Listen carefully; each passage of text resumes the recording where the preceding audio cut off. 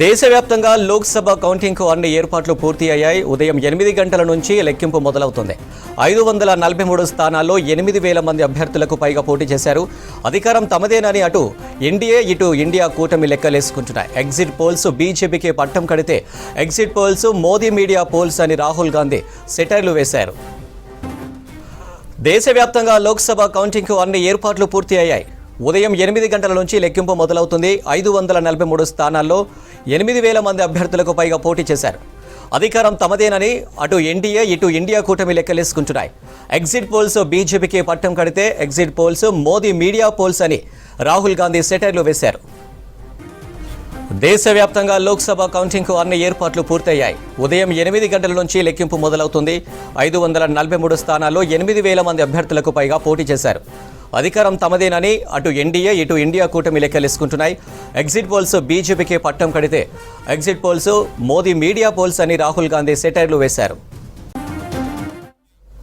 ఇక మరిన్ని డీటెయిల్స్ వెంకట్ అందిస్తారు. వెంకట్, రేపు కౌంటింగ్ జరగనుంది కదా, దేశవ్యాప్తంగా ట్రెండ్ ఎలా ఉండే ఛాన్స్ ఉంది? డీటెయిల్స్ ఏంటి?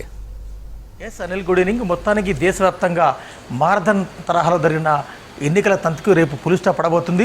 రేపు దేశవ్యాప్తంగా కూడా ఒకేసారి 543 లోక్సభ స్థానాలకు గాను ఫలితాలు ఇచ్చేందుకు కేంద్ర ఎన్నికల సంఘం అన్ని ఏర్పాట్లు పూర్తి చేసింది. తొలి ఫలితం సరిగ్గా 8:30 గంటలకి రాబోతుంది.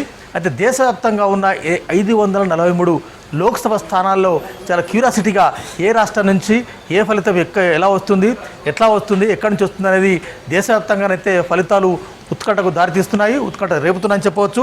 దేశవ్యాప్తంగా దాదాపు 8,360 మంది అభ్యర్థులు ఈసారి పోటీ చేశారు. గత 2019 కంటే ఈసారి పోటీ చేసిన అభ్యర్థుల సంఖ్య కూడా ఈసారి ఎక్కువనే ఉంది. 8,360 మంది అభ్యర్థులు ఈసారి పోటీ పడితే ఇందులో 797 మంది మహిళా అభ్యర్థులు ఎక్కువగా పోటీ పడ్డారు. ముఖ్యంగా 6 జాతీయ పార్టీలు, 10కి పైగా ప్రాంతీయ పార్టీలు ఈసారి ఈ ఎన్నికల సమరంలో పాల్గొన్నాయి. నువ్వా నేనన్న తరహాలో మెజార్టీగా పోటీ పడ్డాయి. ముఖ్యంగా బీహార్, యూపీ, అదేవిధంగా పశ్చిమ బెంగాల్, జార్ఖండ్, ఆంధ్రప్రదేశ్, తమిళనాడు, ఒరిస్సా తదితర రాష్ట్రాల్లో ప్రాంతీయ పార్టీల మధ్య, జాతీయ పార్టీల మధ్య కొంత పోటీ కనిపించినా కూడా ఓవరాల్గా చూస్తే రెండు కూటములు, ముఖ్యంగా ఇండియా కూటమి అదేవిధంగా ఎన్డీఏ కూటమి, రెండు కూటములుగా ఏర్పడి ఆయా పార్టీల నేతలైతే పెద్ద ఎత్తున పోటీలో పాల్గొన్నారు, పెద్ద ఎత్తున ప్రచారం చేసుకున్నారు. మొత్తంగా దాదాపు 2.5 నెలల పాటు సాగిన ఈ ఎన్నికల తంతులో మొదటగా బీజేపీ నుంచి, ఎన్డీఏ కూటమి నుంచి అయోధ్య, రామ మందిరం, మోదీ మానియా లేకుంటే మోదీ గ్యారంటీ తదితర అంశాలతో ఆ పార్టీ ప్రచారంలోకి తీసుకురాగలిగిన కాంగ్రెస్ మొదట్లో అధిక ధరలు, నిరుద్యోగం, అదేవిధంగా 10 ఏళ్ల పాలన వైఫల్యాలని కాంగ్రెస్ ఎత్తి చూపే ప్రయత్నం చేసింది. కానీ ఎన్నికల ప్రచారం రాను అంతా కూడా రాజ్యాంగం మారుస్తారు, లేకుంటే రాజ్యాంగం మార్పు, రిజర్వేషన్లు ఎత్తివేత, ఈ తరహా ప్రచారానికి దారితీసింది. సో మొత్తానికైతే ఎన్నికలు 7 దశలుగా సాగిన ఈ ఎన్నికల్లో చాలా రాజకీయ పార్టీలు కావచ్చు, అభ్యర్థులు కావచ్చు హోరాహోరీగా తలపడ్డారు. జాతీయ వ్యాప్తంగా కూడా అన్ని కౌంటింగ్కి కేంద్ర ఎన్నికల సంఘం అన్ని ఏర్పాట్లు పూర్తి చేసింది. ముఖ్యంగా మనం యూపీ, బీహార్, మహారాష్ట్ర, తమిళనాడు, ఏపీలో ప్రాంతీయ పార్టీల ప్రభావంపై ఈ సందర్భంగా చర్చించుకోవాల్సిన అవసరం ఉంది. యూపీలో అత్యధికంగా 80 స్థానాలు ఉన్నాయి, మహారాష్ట్రలో 48, వెస్ట్ బెంగాల్లో 42, బీహార్లో 40, తమిళనాడులో 39, కర్ణాటకలో 28, అదేవిధంగా తెలంగాణలో 17, ఏపీ 25. ఏపీ అంటే తెలంగాణ కాస్త పక్కన పెడితే మిగిలిన ఇందాక చెప్పిన అన్ని రాష్ట్రాల్లో కూడా ప్రాంతీయ పార్టీలు యూపీఏ అంటే ఇండియా కూటమితో కలిసి పోటీ చేశాయి. ఏపీలో టీడీపీ పార్టీ ఇండియా కూటమితో కలిసి పోటీ చేసింది. సో ఓవరాల్గా కూటముల్లో ఆయా ప్రాంతీయ పార్టీలు చేరినా అటు ఎన్డీఏ కూటమి ఇటు ఇండియా కూటమి మధ్య పోటీ ఓరాహోరీగా సాగిందని చెప్పవచ్చు. 543 పార్లమెంట్ కాన్స్టిట్యున్సీస్లో 131 స్థానాలు రిజర్వ్ ఉన్నాయి. ఇందులో 84 ఎస్సీ స్థానాలు, అదేవిధంగా 47 ఎస్టీ స్థానాలు ఉన్నాయి.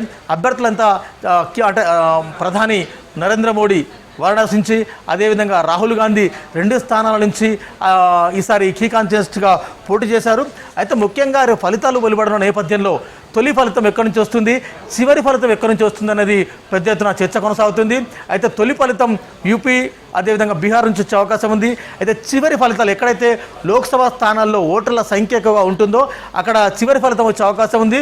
భారతదేశంలో అతిపెద్ద లోక్సభ స్థానమైన తెలంగాణ నుంచి మల్కాజ్గిరి నియోజకవర్గంలో 31,50,000 మంది ఓటర్లు ఉన్నారు. ఈ లోక్సభ స్థానం నుంచి మల్కాజ్గిరి నుంచి చివరి ఫలితం రాబోతుంది. ఆ తర్వాత ఔటర్ ఢిల్లీ అక్కడ 25 లక్షలు ఉన్నారు. యూపీలోని ఫజియాబాద్ నుంచి 23 లక్షల మంది ఓటర్లు ఉన్నారు. అదేవిధంగా కర్ణాటకలోని బెంగళూరు సౌత్ పార్లమెంట్ సెగ్మెంట్ నుంచి 20 లక్షల మంది ఓటర్లు ఉన్నారు. మహారాష్ట్రలోని ముంబై నార్త్ పార్లమెంట్ సెగ్మెంట్ నుంచి 18 లక్షల మంది ఓటర్లు ఉన్నారు. ఢిల్లీలోని నార్త్ ఈస్ట్ అదేవిధంగా ఢిల్లీలోని చాందినీ చౌక్ నార్త్ వెస్ట్ అదేవిధంగా మిగిలిన ప్రాంతాల్లో కూడా 15-16 లక్షల మంది ఓటర్లు అక్కడ ఉన్నారు. అంటే ఎక్కడైతే పెద్ద పెద్ద కాన్స్టిట్యున్సీస్ పెద్ద లోక్సభ స్థానాలు ఉంటాయో అక్కడ ఫలితాలు కాస్త ఆలస్యంగా వచ్చే అవకాశం ఉంది. రేపు లోక్సభ స్థానాలతో పాటు ఆంధ్రప్రదేశ్ అదేవిధంగా ఒరిస్సా ఈ అసెంబ్లీ స్థానాల ఫలితాలు కూడా రేపు వెలువడబోతున్నాయి. ఆయా రాష్ట్రాల్లో ఈ ఫలితాలు ఉత్కంఠతను రేపుతున్నాయని చెప్పవచ్చు. మొత్తంగా కూడా ఈసారి కాంగ్రెస్ 5 గ్యారంటీలు 25 హామీలు అదేవిధంగా ఎన్డీఏ రామ్ మందిర్ హిందుత్వ అదేవిధంగా మోదీ ఫేస్ ఈ ప్రధాన అంశాల మధ్య జరిగిన ఈ ఎన్నికల్లో ఎవరు పట్టం కడతారన్నది పెద్ద ఎత్తున రాజకీయ నేతలు రాజకీయ పండితులు రాజకీయ విశ్లేషకులు ఒక ఆసక్తికరమైన చర్చ అయితే కొనసాగుతుంది. దేశవ్యాప్తంగా పెద్ద ఎత్తున బెట్టింగ్లు కూడా కొనసాగుతున్నాయి.